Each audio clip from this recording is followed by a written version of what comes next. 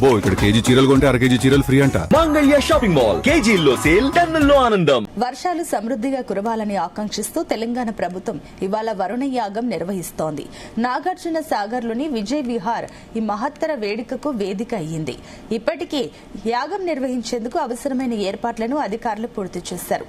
మంత్రి ఉత్తమ్ కుమార్ రెడ్డి, జిల్లా కలెక్టర్ చంద్రశేఖర్ ఏర్పాట్లను పర్యవేక్షించారు. 108 మంది ఋత్వికులతో 11 హోమగుండాలతో విజయ్ విహార్ లో వరుణ యాగం తెల్లవారుజామున 4 గంటలకు ప్రారంభమైంది. యాదగిరిగుట్ట శ్రీ లక్ష్మీనరసింహస్వామి ఆలయానికి చెందిన అర్చకులు, వేద పండితులు ఆధ్వర్యంలో వరుణ యాగం జరిపిస్తున్నారు. కృష్ణా, గోదావరి పరివాహక ప్రాంతాలలో సమృద్ధిగా వర్షాలు కురవాలని సంకల్పించనున్నారు. పెద్ద ఎత్తున మంత్రులు, అధికారులు, నాయకులు పాల్గొననున్నారు. ఇక నాగార్జున సాగర్ లో నిర్వహించే వరుణ యాగానికి సీఎం రేవంత్ రెడ్డి హాజరు కానున్నారు. మధ్యాహ్నం 3 గంటలకు జరిగే పూర్ణాహుతి కార్యక్రమంలో సీఎం రేవంత్ పాల్గొని పూజలు చేయనున్నారు. సీఎం పర్యటన నేపథ్యంలో పోలీసులు భారీ బందోబస్తును ఏర్పాటు చేశారు.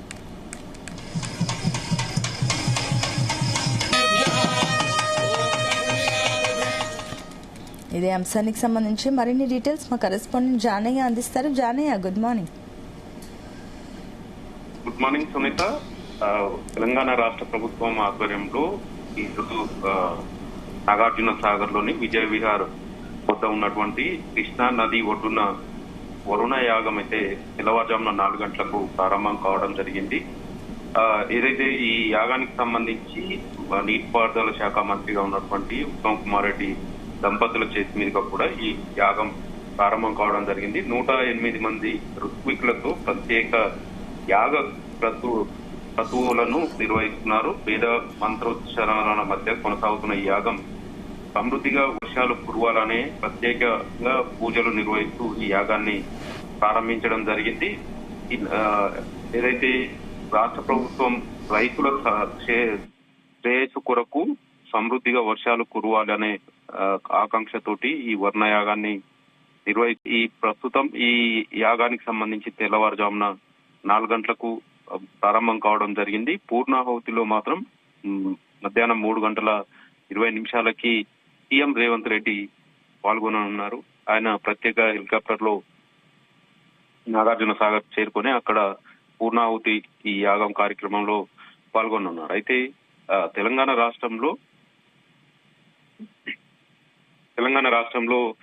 ఈ ఖరీఫ్ సీజన్ లో ఆశించిన స్థాయిలో వర్షాలు కురవకపోవడం తోటి, సకాలంలో సరైన వర్షాలు కురవకపోవడం, లోటు వర్షపాతం నమోదు కావడం తోటి పంటల సాగుకు సంబంధించి తక్కువ సాగు కావడం, దీంతో పాటు అలాగే జలాశయాలకు సంబంధించి మనకు అంటే తెలంగాణకు సంబంధించి ముఖ్యంగా 2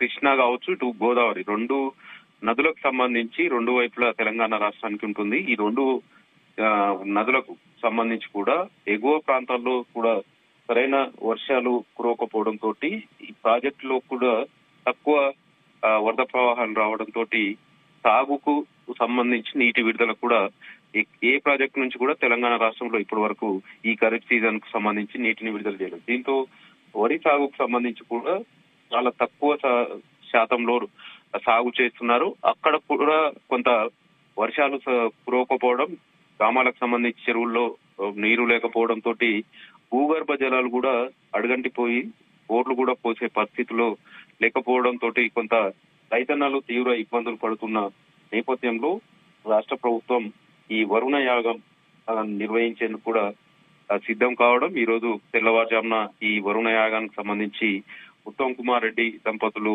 వర్ణ యాగాన్ని ప్రారంభించడం జరిగింది.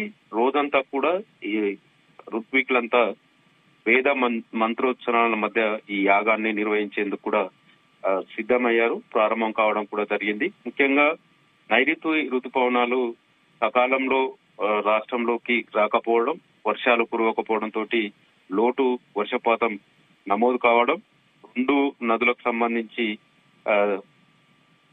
వరద ప్రవాహాలు రాకపోవడం తోటి జలాశయాల్లోకి నీటి ప్రవాహం లేకపోవడం తోటి తీవ్ర డెడ్ స్టోరేజ్ స్థాయిలో ఈ జలాశయాలన్నీ కూడా మొన్నటి వరకు కొనసాగడం జరిగింది. ప్రస్తుతం శ్రీశైలం వరకు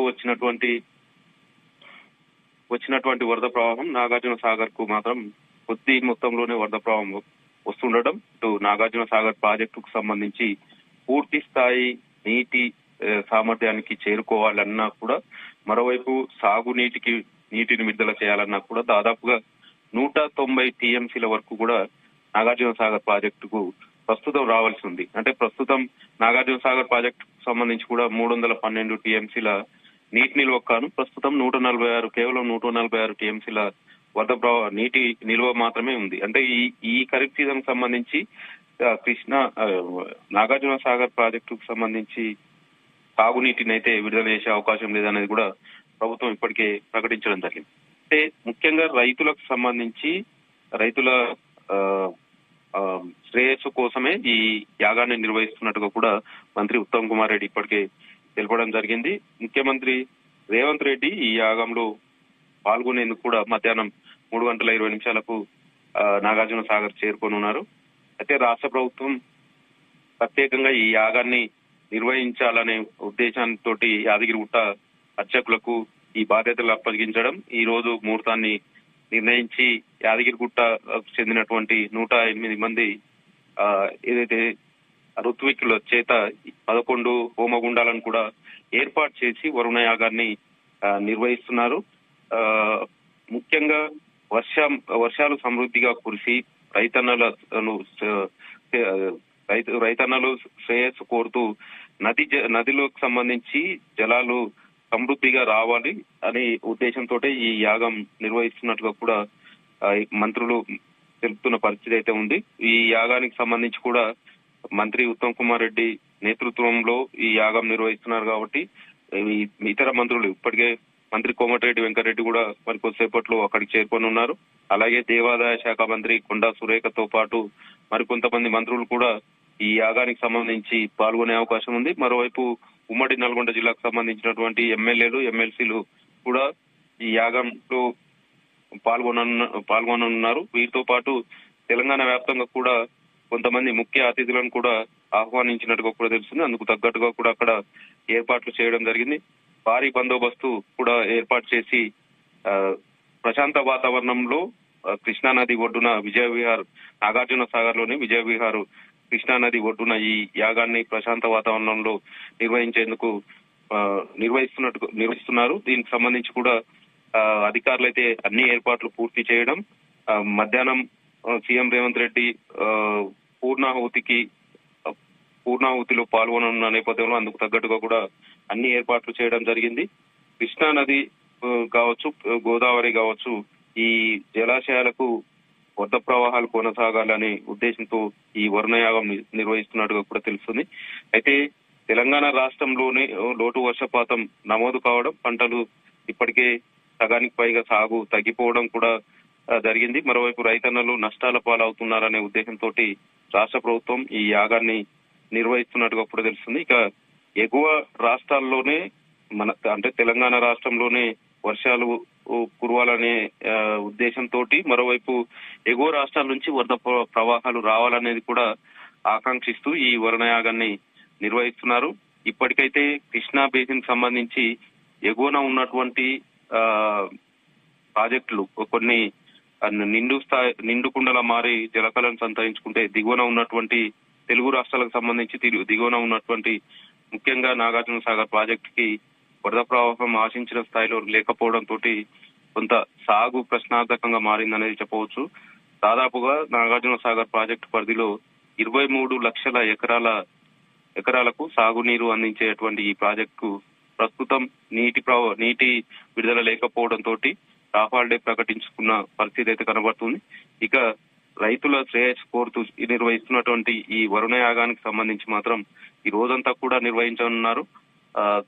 ముఖ్య కర్తృవులను మాత్రం నిర్వహించుతూ వేద మంత్రోచ్చరణల మధ్య 108 మంది ఋత్వికులు ఈ యాగాన్ని నిర్వహిస్తున్నారు. ఉత్తమ్ కుమార్ రెడ్డి దంపతులు తెల్లవారుజామున 4 గంటలకు ప్రత్యేక పూజా కార్యక్రమంతో ఈ వరుణ యాగాన్ని అయితే ప్రారంభించడం జరిగింది. Sunitha, right, thank you Janaiah.